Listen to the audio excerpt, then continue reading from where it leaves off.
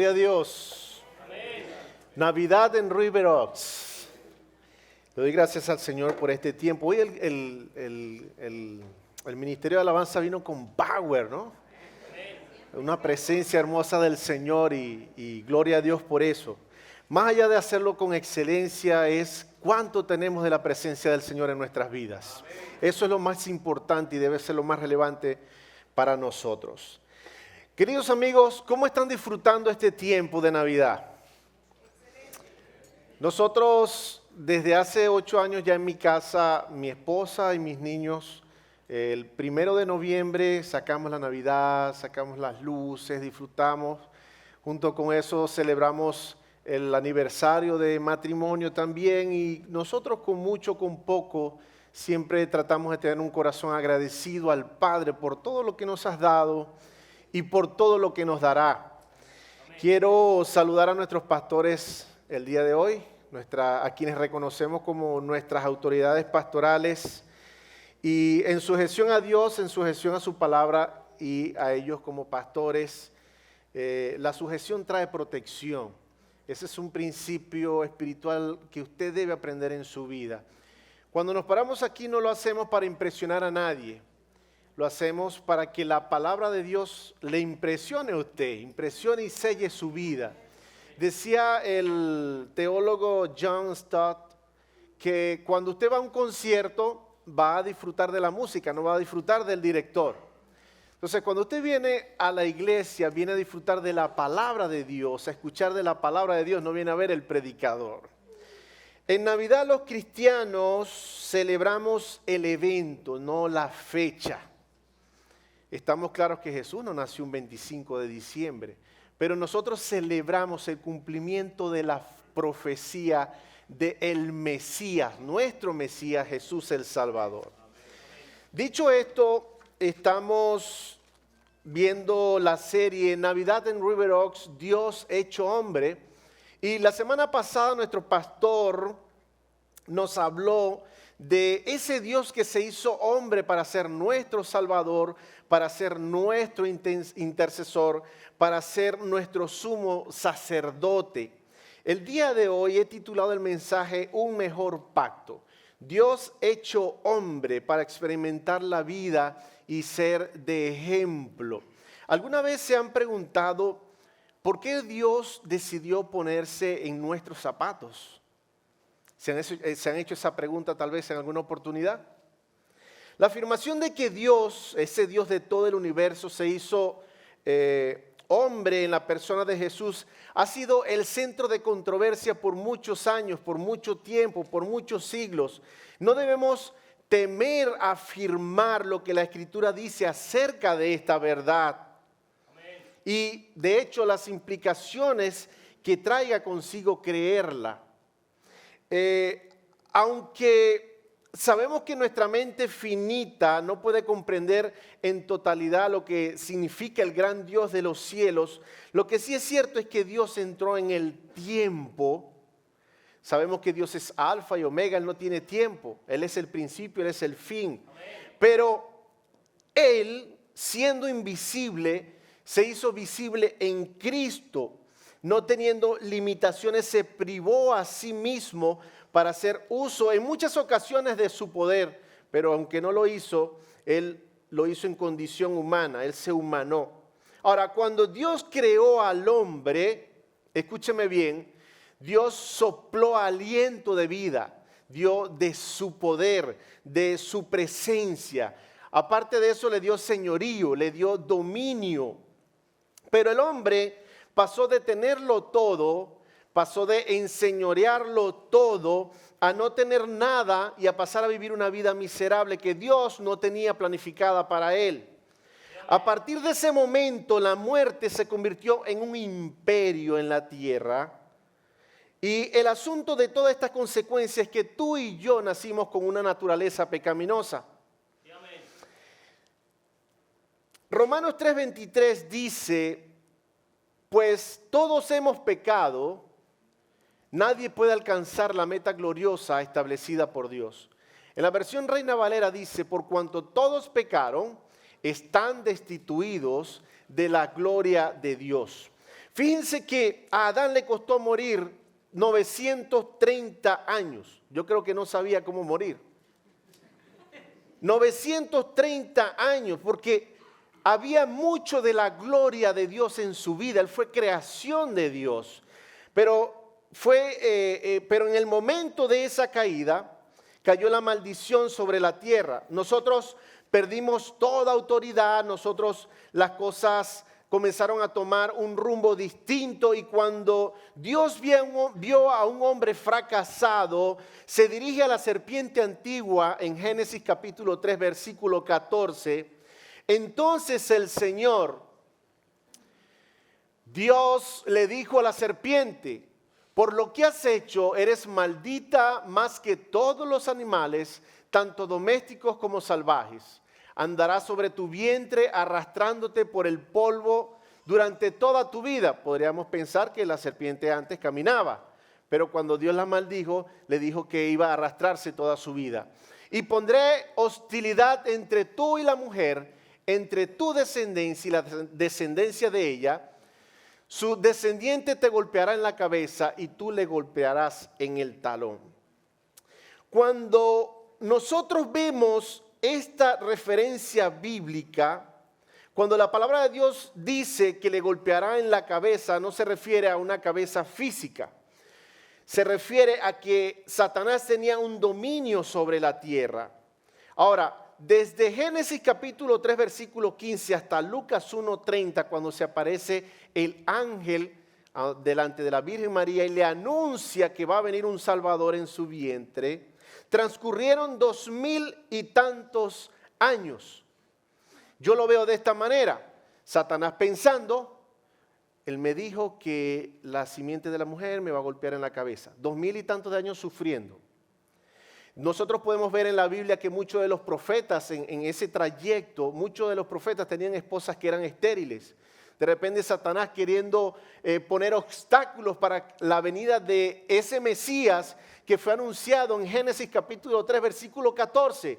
Es donde se anuncia que la simiente de una mujer le va a golpear en la cabeza. ¿Cuánto dan gloria a Dios?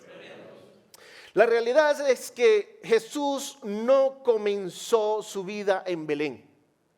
Jesús llegó a la tierra como propósito de Dios para la redención de la humanidad, y lo mejor que nos pudo haber pasado, y de eso debemos estar seguros, es que Dios permitiera enviar a su Hijo como mediador para un mejor pacto. Por eso el mensaje de hoy se llama Un Mejor Pacto. Vámonos a Hebreos capítulo 2, versículo 10, capítulo 2, versículo 10 al 18, y aquí se nos explica por qué Cristo murió y por qué se hizo este sacrificio. Dice la palabra de Dios: Dios, para quien y por medio de quien todo fue hecho, eligió llevar a muchos hijos a la gloria. Convenía, recuerden esta palabra, convenía, era necesario que mediante el sufrimiento hiciera a Jesús un líder perfecto, apto para llevarlos a la salvación. Por lo tanto, Jesús y los que Él hace santos tienen el mismo Padre. Por esta razón, Jesús, escuche bien esto, a mí esto me impacta. Jesús y los que Él hace santos tienen el mismo Padre. Por esta razón, Jesús no se avergüenza de llamarlos sus hermanos. ¿Qué somos nosotros? Somos hermanos de un Rey de Reyes y Señor de Señores. Hermanos, pues le dijo a Dios: anunciaré tu nombre a mis hermanos, entre tu pueblo reunido te alabaré. Y también dijo: pondré mi confianza en Él, es decir, yo y los hijos de Dios que me ha dado. Estos son el versículo 12 y 13 que hace mención a las palabras del profeta Elías, pero el autor del libro de los Hebreos se le atribuye a Jesús. Sin embargo, yo creo que Hebreos hace referencia a este extracto de la palabra en el libro de Isaías para resaltar esa relación que existe entre Jesús y aquellos a quienes llamó los hijos que Dios le dio. Sigue el 14. Debido a que los hijos de Dios son seres humanos, hechos de carne y sangre, el Hijo también se hizo de carne y sangre. ¿De qué se hizo? De carne y sangre. Pues solo como ser humano podía morir y solo mediante la muerte podía quebrantar el poder ¿de quién? De Satanás, quien tenía el poder de la muerte, tenía el imperio de la muerte. Únicamente de esa manera el Hijo podía liberar a todos los que vivían esclavizados por temor a la muerte, los que éramos esclavos del pecado. También sabemos que el Hijo no vino para ayudar a los ángeles, sino que vino para ayudar a los descendientes de Abraham, tú y yo. Por lo tanto, era necesario que en todo sentido Él se hiciera semejante a nosotros, sus hermanos, para que fuera nuestro sumo sacerdote fiel y misericordioso delante de Dios. Entonces podría ofrecer un sacrificio que quitaría los pecados del pueblo, debido a que Él mismo ha pasado por sufrimientos y pruebas, pues puede ayudarnos cuando más lo necesitamos. ¿Cuántos bendicen la palabra de Dios? Padre, en el nombre de Jesús te damos muchísimas gracias, porque sabemos que tú estás aquí. En el nombre de Jesús permite que nuestros ojos espirituales sean abiertos y cualquier palabra revelada tuya pueda sellar nuestros corazones. En el nombre de Jesús, amén. La pregunta que surge aquí es, ¿era posible que Dios salvara a la humanidad sin hacer el sacrificio de su Hijo? ¿Era posible? Yo creo que sí. Y se me vienen a la mente los momentos de Jesús de reflexión, de aflicción, de pensamiento, de humillación, cuando dice, Padre, en ti son posibles todas las cosas. Sin embargo, nosotros podemos ver a un Jesús que en obediencia, Él sabía lo que tenía que hacer y le dijo, Padre, si es posible, pasa de mí esta copa. Si es posible, si se te ocurre otra cosa, pasa de mí esta copa. No lo quisiera hacer, pero Jesús lo hizo por obediencia. Le dijo, hágase tu voluntad. Ahora, Él pagó el precio para comprar tu redención, para comprar la vida eterna.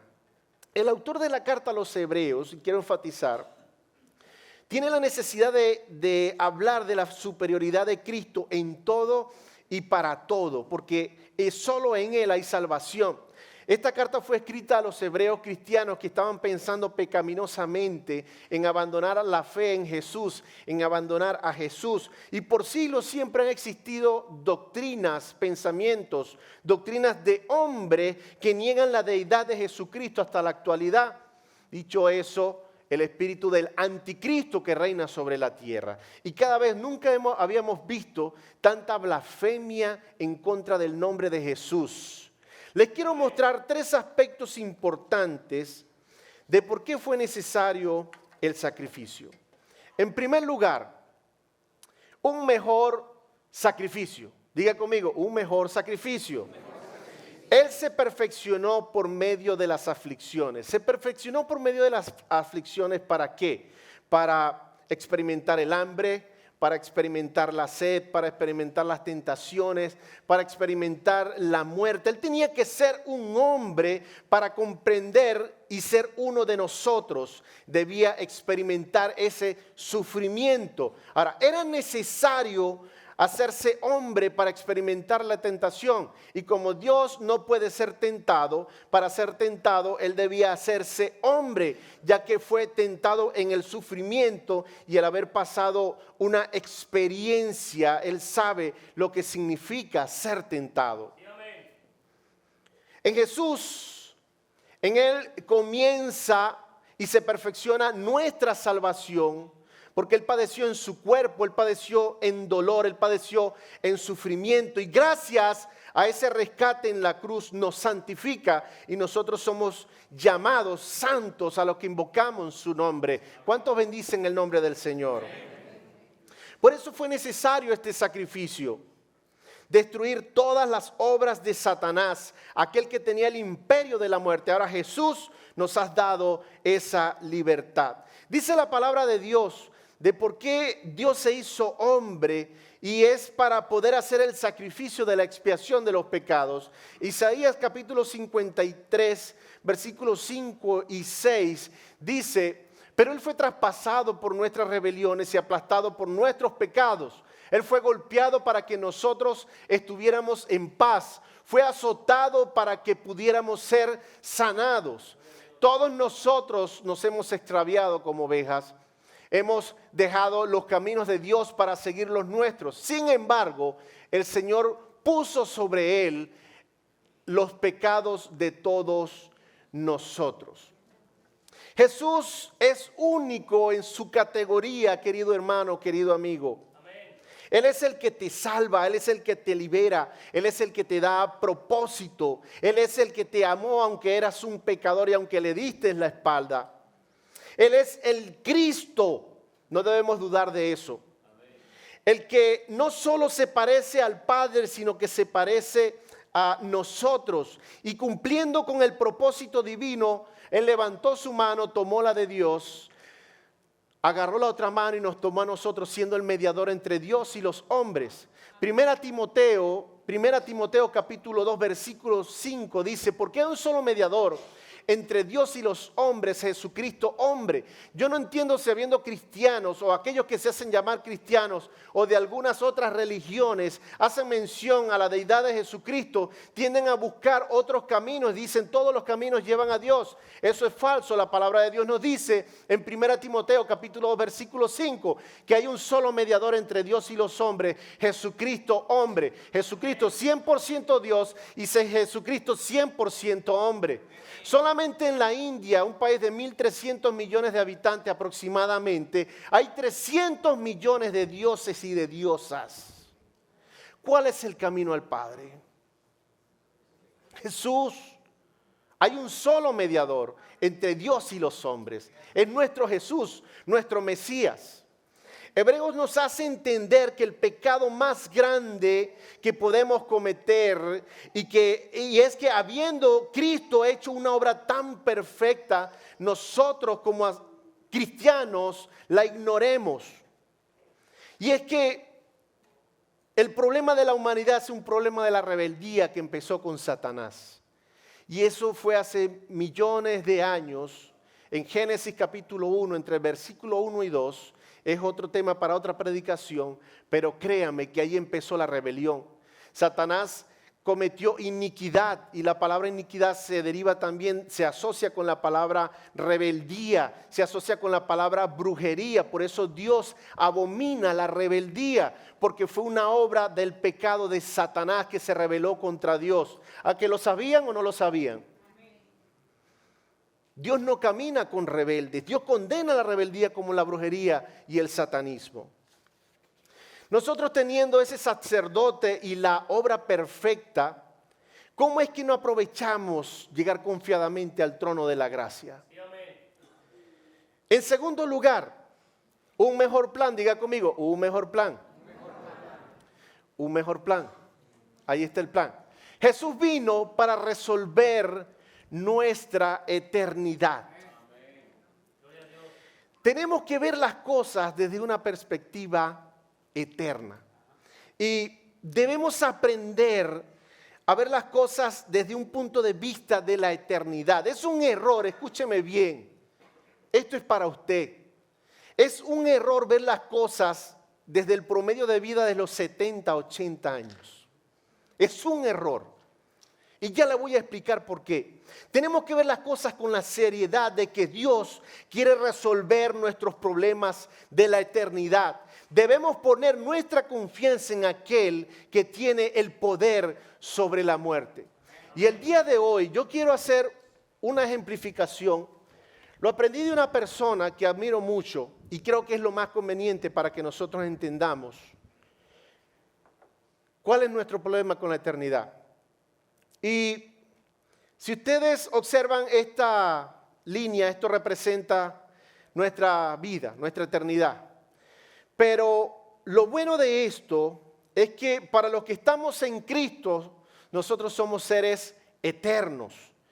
Yo soy ser eterno porque Él me dio salvación para resolver mi problema de la eternidad.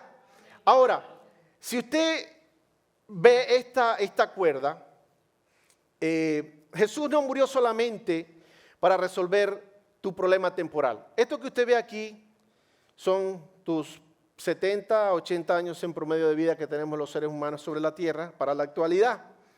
Jesús no solamente vino para resolver tu problema temporal. Tal vez cumplimos años, nacimos, vivimos, morimos. Se nos presentan situaciones como de victoria, pero también momentos de derrota. Trabajamos para prosperidad, se dan unas cosas, otras no. Se nos muere tal vez un familiar, pero lo que Dios nos quiere decir es que a veces nos ocupamos mucho del asunto temporal cuando no estamos viendo lo correcto desde la perspectiva eterna. Muchos de nosotros tal vez tuvimos la oportunidad de perder familiares. En la predicación pasada le hablaba de la muerte de mi hijo. Tal vez a Fran le tocó partir en este momento temporal, pero si nosotros vemos desde el punto de vista de la eternidad, nosotros sabemos que ellos viven, porque Dios resolvió su problema dentro de la temporalidad terrenal, porque nos toca decidirlo en este momento. La palabra de Dios dice que es necesario que muera el hombre una sola vez y después el juicio eterno. Olvídate que los demás van a orar por ti para que te salves después de muerto. Es en vida que tú debes decidir dentro de la temporalidad humana tu problema eterno. Ahora, ¿qué tal si nosotros hablamos de Lázaro? Lázaro murió, Jesús lo resucitó, pero él tuvo que morir otra vez. ¿Por qué? Porque es lo normal en nosotros en la humanidad, nacer, vivir y morir. Pero resulta que Dios demostró su poder, le levantó de entre los muertos, pero Lázaro tuvo que volver a morir, pero Jesús le resolvió su problema de la eternidad, porque tenemos que verlo bajo esa perspectiva. ¿O qué tal si hablamos de propósitos? Los propósitos que Dios tiene para tu vida, basándonos en la vida de Abraham. Abraham, Dios le dio la promesa de que su descendencia iba a ser tan grande como la arena del mar, como las estrellas del cielo. Pero Abraham, después de viejo y esperar tanto, le tocó ver solamente a 2 hijos. ¿Abraham vio esa descendencia? No la vio.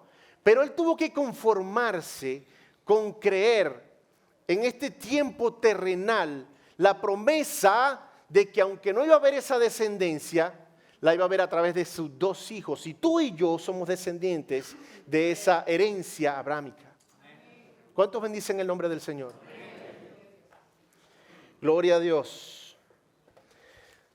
Mi querido hermano, yo le pido al Señor, si no lo ves en el nombre de Jesús, te pido que comiences a ver las cosas con mentalidad de reino. Y que entiendas que Jesús vino a resolver tu problema de la eternidad. Que comiences a quitar tu mirada de lo pasajero y comiences a ver con ojos de reino. Juan el Bautista, cuando habló del reino de los cielos, que fue el primero que lo hizo, le arrancaron la cabeza. Y Jesús después dijo que el reino de los cielos sufre violencia.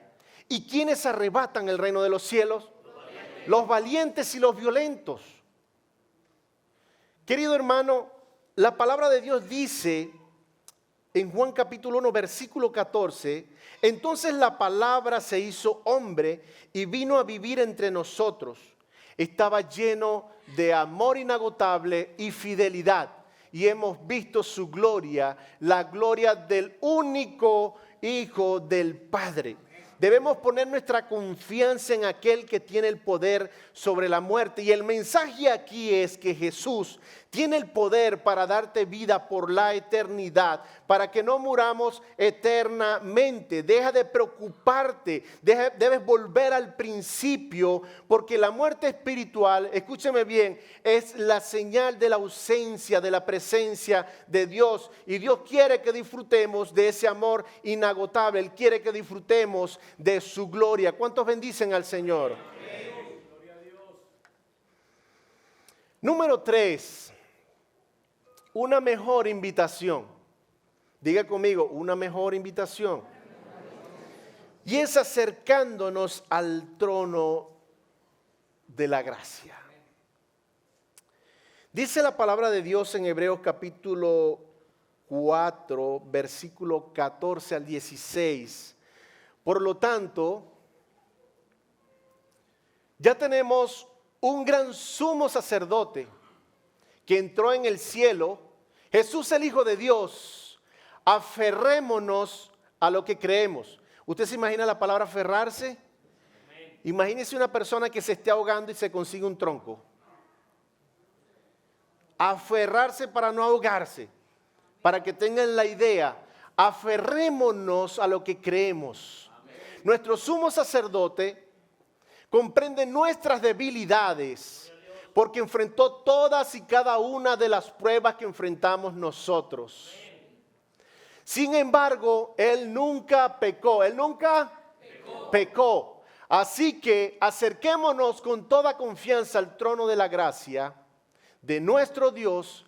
Allí recibiremos su misericordia y encontraremos la gracia que nos ayuda cuando más la necesitemos. Para mí, y estoy de acuerdo con muchos teólogos, el versículo 16 es el eje central del libro de los Hebreos y yo quiero que lo lean conmigo. Así que acerquémonos con toda confianza. No, así no. Otra vez. Así que acerquémonos con toda confianza al trono de la gracia de nuestro Dios. Allí recibiremos su misericordia y encontraremos la gracia que nos ayudará cuando más lo necesitemos. ¿Cuánto bendicen el nombre del Señor? Gloria a su nombre, su presencia está aquí. El sumo sacerdote en la antigüedad subía al templo una vez al año y bajo estrictas normas que debían cumplirse, incluso en cuanto a su saneamiento, su vestimenta, todo lo que tenía que hacer. De hecho, le ponían una cuerdita con unas campanitas amarradas al cuerpo, porque si él entraba impuro a donde estaba la presencia de Dios, donde estaba el arca, podía morir. Cuando las campanitas dejaban de sonar, ya los que estaban afuera tenían que saber que tenían que alarlo porque estaba muerto. Entre tantas cosas que podemos nombrar. Pero resulta que ellos subían una vez al año para hacer el sacrificio, para expiar los pecados del pueblo. Lo que me llama la atención es que donde estaba el arca había una tapa y dos alas, haciendo alusión a los querubines, ¿no? Que eran los que protegían la presencia de Dios. En el medio ellos echaban la sangre del cordero que tenía que ser perfecto, bajo estrictas medidas regulatorias que debían cumplir. Y cuando echaban la sangre del cordero, en ese momento Dios cubría los pecados. El asunto es que solamente cubría los pecados, no los borraba. Y ese era el problema que tenían con la ley de Moisés, que no era tan efectiva porque tenían un problema con la conciencia. Pero resulta que nosotros podemos ver que nuestro sumo sacerdote solamente tuvo que hacer el sacrificio una sola vez por nuestros pecados. Con su sangre hizo una remisión completa por nuestros pecados. No solamente una vez al año, cada vez que tú llegas arrepentido a la presencia del Señor. ¿Cuántos bendicen su nombre? Amén. Ese es nuestro sumo sacerdote. Ahora, mientras en la antigüedad el sacrificio tenía la validez de un año, con Jesús tenemos perdón para siempre. Él nos mostró su amor para darnos a vencer cualquier dificultad espiritual. Diga conmigo, dificultad espiritual. Eso es lo que hace nuestro sumo sacerdote. Él nos ayuda para cualquier prueba terrenal, cualquier prueba que nosotros podamos tener en esta vida temporal. Porque recuerda que el Señor vino a resolver tu problema de la eternidad. Iglesia River Oaks, una vez le preguntaron a Mahatma Gandhi cómo identificaba él a un verdadero hombre. A lo que él respondió que él identificaba a un verdadero hombre con la verdadera causa con la que se identifica. Gloria a Dios. Y quiero decirte con esto, que nuestra causa debe ser el reino de los cielos. Nuestra pasión tiene que ser el gobierno de Dios sobre nuestras vidas, sobre la comunidad donde nos ha colocado. ¿Dónde están aquellos hombres y mujeres que se van a anotar con los grupos de vida? Para crecer en la fe, para hacer amistades, para crear familia, aquellos que se sienten solos. Dios se ha estado glorificando de una manera especial. ¿Dónde están los hombres y mujeres que van a venir los martes de 6 a 7 a derramar sus rodillas delante de la presencia del Señor? Una vez el pastor en una reunión dijo, si seguimos creciendo vamos a tener que mudarnos al salón central. Pastor, yo tomo esa palabra y lo creo. ¿Se imagina 300 personas aquí arrodillados llorando delante de la presencia del Señor? ¿Cómo no se va a mover Dios con un pueblo que se humilla delante de Él? No nos conformamos con 300, pastor, porque hay mucha gente afuera que necesita del mensaje de Jesucristo. Los campos están blancos, la cosecha está lista, dice la palabra que está madura. Tú le hablas a las personas del Evangelio y le dices, ¿quieres aceptar a Cristo? Sí, levantan la mano, yo lo quiero aceptar. Sin miedo como era antes. Antes era un problema, te tiraban las puertas en la cara. La gente está cansada de la crisis mundial que vivimos, del problema espiritual que vivimos. Ellos solamente están esperando que tú abras la boca. Tal vez muchos te han juzgado, pero quiero saber si tú estás dispuesto a pagar ese precio de predicar el reino. ¿Qué te preocupa? ¿Te preocupa tu reputación? Jesucristo murió en la cruz del Calvario sin reputación y cambió la historia de la humanidad. ¿Ese es tu problema? Él murió sin reputación. Mi querido hermano, ¿podrías decir que tal vez tu causa eran cosas materiales? O tal vez una casa grande, de repente cantar bien o tocar bien un instrumento, o hacer dinero. ¿Por qué no tener una iglesia grande? Tener la mejor ropa. Lo que te quiero decir es que la causa por la que debemos dar lo mejor de nuestras vidas es porque la pasión del Padre es establecer su reino aquí en la tierra. Esa es la solución para nuestra ciudad. Esa es la solución para las naciones en las que está representada en este lugar. Para Guatemala, para México, para Venezuela. Esa es la solución, el reino de los cielos. Querido hermano, no te va a saciar el dinero aunque persigas el dinero. Siempre te va a faltar algo. No te va a saciar la salud aunque siempre tengas salud. En algún momento siempre te vas a enfermar. Este es un cuerpo corruptible. En algún momento va a pasar. No te va a saciar las multitudes, no te va a saciar la admiración, no te va a saciar la fama. Todo es pasajero, porque tenemos que empezar a ver las cosas desde una perspectiva eterna en el nombre de Jesús. Lo que quiero y lo único que deseo es que tú entiendas que lo que te va a saciar a ti, lo que me va a saciar a mí, es la presencia de Dios sobre nuestras vidas. Si tú encarnas este mensaje en tu vida, lo metes en tu fibra, en tu corazón, en tu mente, vas a vivir verdaderamente feliz en propósito. Y muchos se preguntan, ¿cuál es el propósito de Dios para mi vida?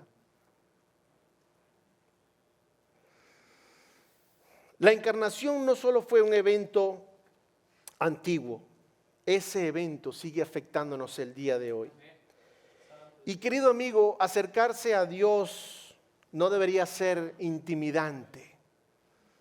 Él nos dice, acerquémonos confiadamente al trono de la gracia. La semana pasada me sentía agotado físicamente, espiritualmente. Hablaba con el pastor ahora. Cuando tú comienzas a preparar el mensaje, comienzas a buscar de la presencia del Señor, comienzas a orar y ayunas y oras y yo le decía a mi esposa, no siento power. Y el Señor me decía en oración, es porque no es en tus fuerzas. No es en tus fuerzas. Fue lo mismo que pasó con Moisés cuando tenía la vara, estaba cansado, ya 80 años, perdió sus mejores momentos de juventud. Pero no eran en los tiempos de juventud cuando tenía fuerza, cuando comenzamos a movernos en rebeldía y hacer las cosas por nuestra fuerza. Pero ya cuando cumplió 80 años, era con la presencia de Dios, no era en su fuerza, ya estaba viejo, y en algunas oportunidades usaba la vara, con la misma con la que se sostenía y caminaba.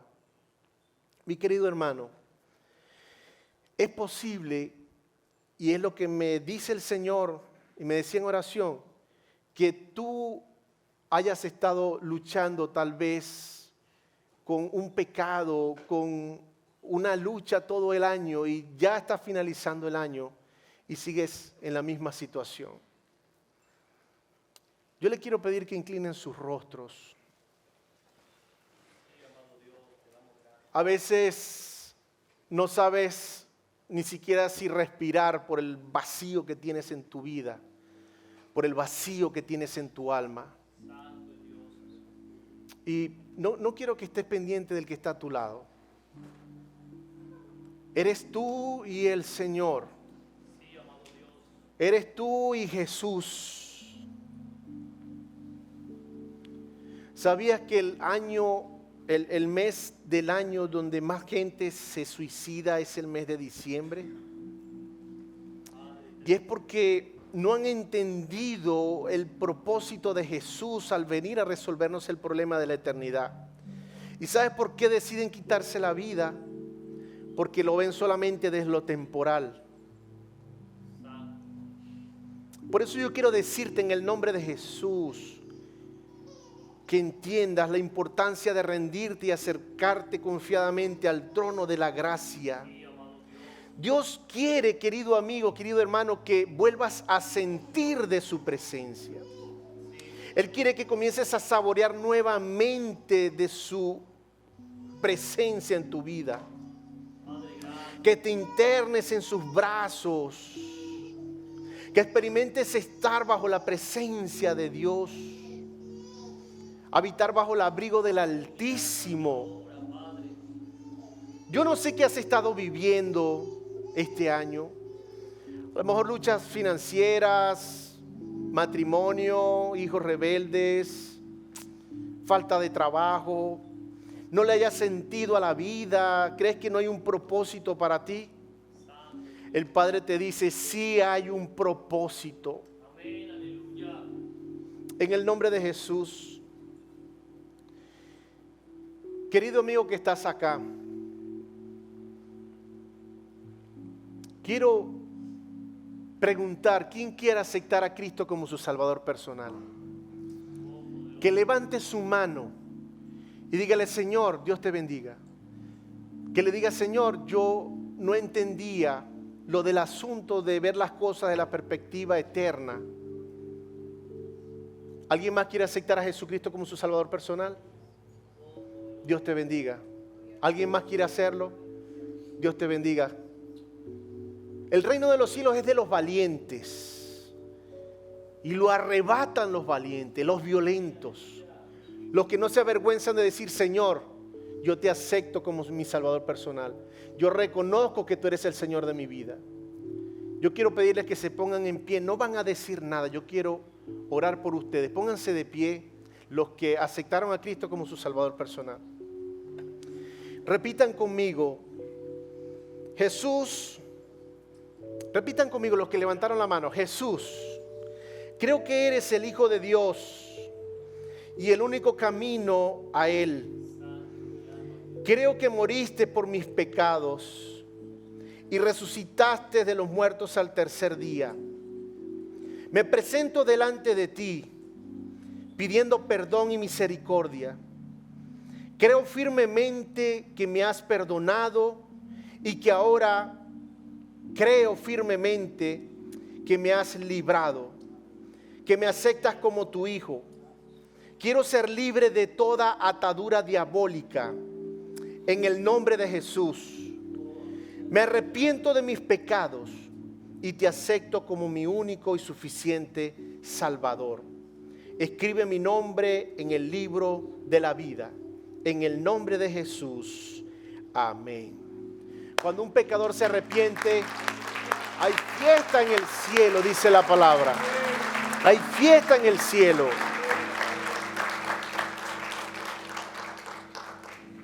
Padre, en el nombre de Jesús, yo quiero orar por mis hermanos en Cristo que a lo mejor así como los hebreos en algún momento dudaron de la deidad tuya, yo quiero pedirte en el nombre de Jesús que tu manto les cubra, que tu manto les llene.